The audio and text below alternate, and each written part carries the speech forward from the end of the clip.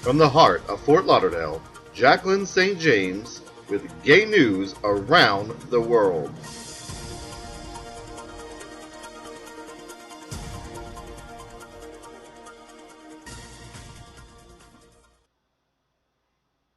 Good evening. Welcome to Gay News Around the World. I'm Jaclyn St. James. Today is Monday, November 11th, 2013.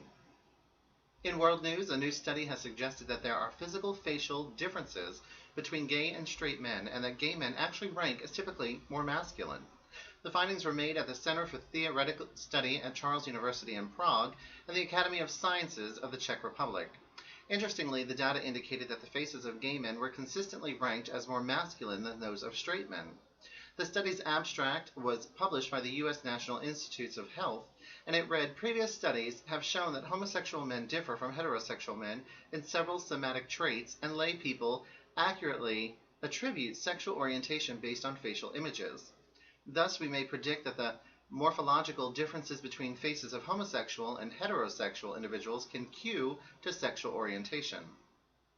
The main aim of the study was to test for possible differences in facial shape between heterosexual and homosexual men. Further, we tested whether self-reported sexual orientation correlated with sexual orientation and masculinity, femininity attributed from facial images by independent raters. In Study 1, we used geometric morphometrics to test for differences in facial shape between homosexual and heterosexual men. The analysts revealed significant shape differences in faces of heterosexual and homosexual men. Homosexual men showed relatively wider and shorter faces, smaller and shorter noses, and rather massive and more rounded jaws, resulting in a mosaic of both feminine and masculine features. In Study 2, they tested the accuracy of sexual orientation judgment from standardized facial photos, which were assessed by 80 independent raters. Binary logistic regression showed no effect of attributed sexual orientation on self-reported sexual orientation. However, homosexual men were rated as more masculine than heterosexual men, which may explain the misjudgment of sexual orientation. Thus, their results showed that differences in facial morphology of homosexual and heterosexual men do not simply mirror variation in femininity, and the stereotypic association of a feminine-looking man as a homosexual may confound judgments of sexual orientation.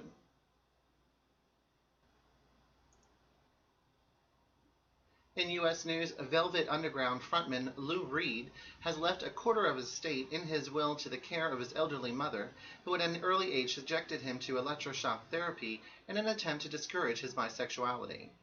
According to New Now Next, the 71-year-old left $500,000 to his sister, asking her to use a portion of this cash bequest to help care for their mother, Toby Reed, for the balance of her life.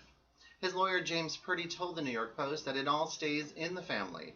In his book, Please Kill Me, An Oral History of Punk, Reed described how he received electroshock therapy as from his parents to discourage his same-sex desires.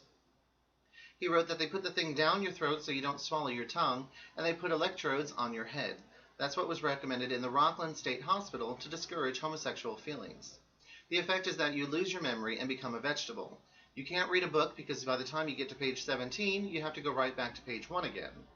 Lou Reed died on October 27 of liver disease at his home in Southampton, New York. In local news, Rob Lapicola, the former West Palm Beach TV weatherman who last month became a convicted sex offender, will be saved from the embarrassment of a second sex crime trial in Palm Beach County Circuit Court. Lapicola on Monday pleaded guilty to one count of attempted battery of a child. The third-degree felony is not considered a sex crime.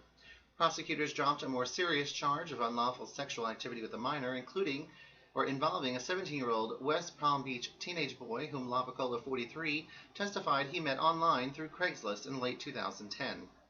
The deal provides Lapicola will not be sentenced to any prison time in addition to what he could receive in his sentence from his first trial, which ended October 24th with the jury's conviction on 2 charges concerning an alleged 15-year-old victim from west of Boca Raton. The former Wilton Manors resident faces up to 20 years when Judge Barry Cohen sentences him December 6 on 1 count of lewd or lascivious conduct and 1 count of computer pornography and child exploitation. He faces up to 5 years for the attempted battery, though whatever time he gets would run concurrent with the other sentence.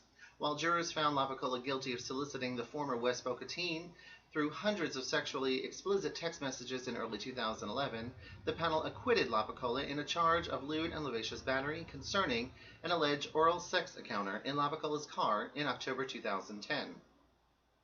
Lapicola denied meeting the teen, but testified he texted someone he thought was 18 for fantasy fun. Lapicola said he prefers to date younger men.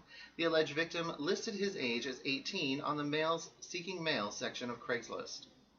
In the case resolving Monday, police accused Lapicola of meeting a then high school junior for oral sex in December 2010 and January 2011. The teen's mother discovered Lapicola hiding in her shower and called 911 before planning a third hookup in April 2011. Well, this wraps things up. I do hope that you have a great week, and remember to be out, be proud, and be gay. For Gay News Around the World, I'm Jaclyn St. James. Have a great evening.